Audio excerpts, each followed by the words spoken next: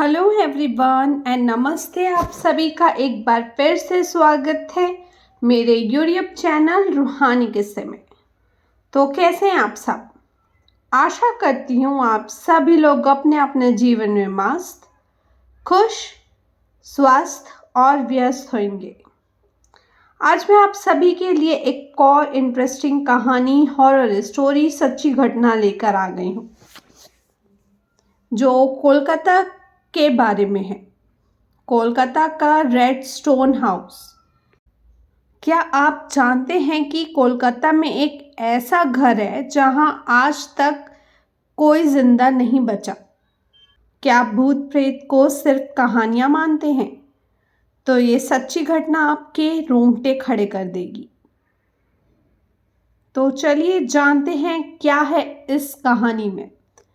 लेकिन हर बार की तरह कहानी शुरू करने के पहले मैं आप सभी से कहना चाहती हूँ कि अगर अब तक आपने मेरे चैनल को सब्सक्राइब नहीं किया है तो प्लीज़ मेरे चैनल को सब्सक्राइब कर लें। कोलकाता, जिसे सांस्कृतिक नगरी कहा जाता है, की एक गली में एक पुराना रेड स्टोन हाउस स्थित है। इसे 1930 के दशक में एक ब्रिटिश अधिकारी ने बनवाया था। यह घर अपने समय में भव्य था, लेकिन अब खंडर में बदल चुका है। लोग कहते हैं कि इस घर में कोई रह नहीं सकता। हर किराएदार या तो पागल हो गया या वहां से भाग गया। साल 2018 की बात है, जब एक यूट्यूबर आदित्य और उसकी टीम ने इस घर की सच्चाई को कैमरे में कैद करने की सोची। वे हॉरर डॉक्यूमेंट्री बनाना चाहते थे। आदित्य का मानना था कि भूत प्रेत जैसी कोई चीज़ नहीं होती।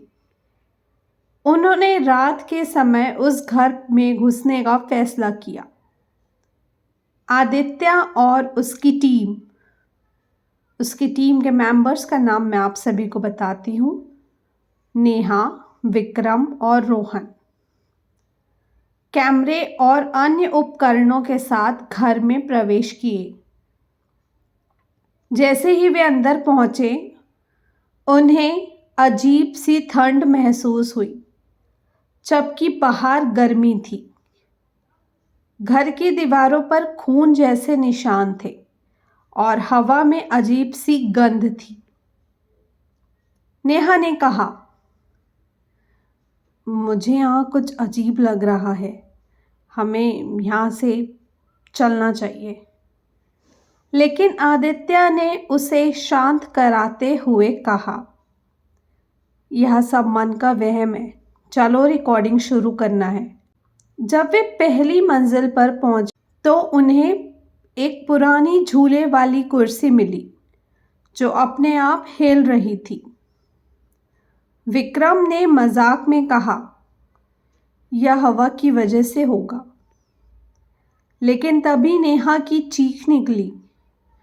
उसने देखा कि पास के कमरे में एक परछाई खिड़की से झांक रही थी।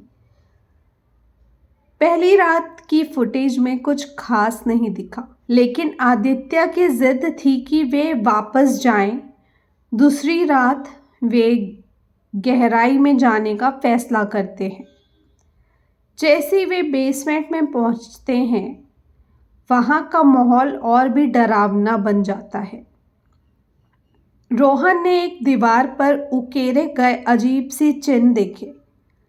उसने पूछा, ये किसके निशान है? नेहा ने कहा, ये तांत्रिक विद्या से जुड़े लगते हैं। तभी एक भयानक चीख पूरे बेसमेंट में गूंज गई। वे सभी चौंक गए और इधर उधर देखने लगे, लेकिन कोई नहीं था। कैमरे में भी कुछ नहीं दिखा। तीसरी रात सबसे खतरनाक थी। वे अब घर के उस कमरे में गए जहां कभी ब्रिटिश अधिकारी की पत्नी की हत्या हुई थी।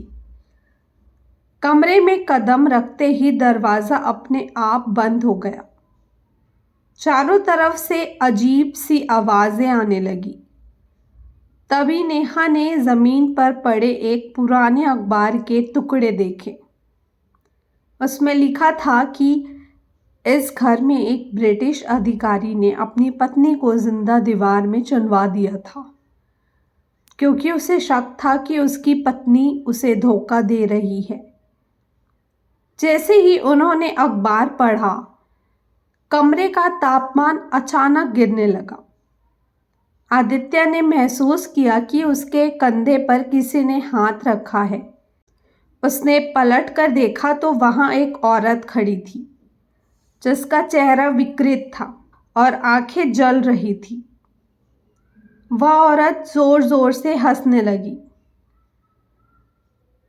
टीम ने दरवाज़ा खोलने की कोशिश की, लेकिन वह अंदर से बंद था। विक्रम को अचानक कुछ खींचने लगा। उसे ऐसा लग रहा था कि कोई उसे दीवार के अंदर खींचने की कोशिश कर रहा है। नेहा ने हिम्मत जुटाकर एक लोहे की छड़ से दरवाजे को तोड़ा।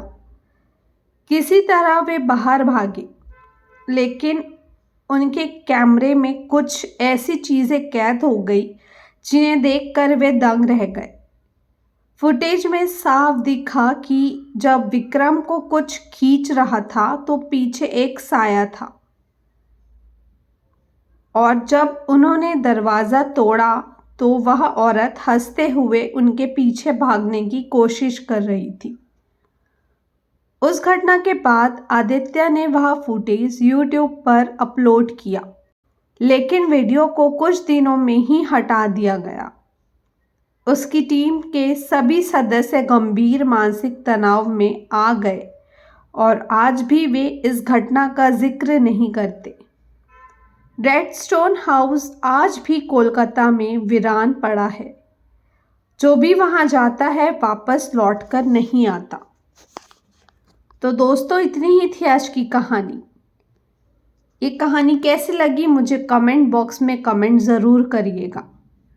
और अगर ये कहानी थोड़ी सी भी अच्छी लगी हो तो इस कहानी को एक लाइक और मेरे चैनल को सब्सक्राइब करना मत भूलिएगा। और मुझे कमेंट करिए और बताइए कि आपके पास भी क्या ऐसी कोई हॉरर किस्से हैं जो आप सभी के साथ सुनाना चाहते हैं। अगर हाँ और आप चाहते हैं कि मैं उसको कहानी को नरेट करूं तो प्लीज़ मुझे इंस्टाग्राम में कमेंट करें। इंस्टाग्राम के लिंक मेरे चैनल के डिस्क्रिप्शन में मेंशन है और मैंने कमेंट में भी पिन करके रखा है। तो चलिए, आप लोगों से कल फिर से मुलाकात होगी एक और किस्से के साथ, एक और कहानी के साथ, और जानेंगे एक और भूतिया किस्सा। तब तक के लिए bye bye, take care and thank you for watching.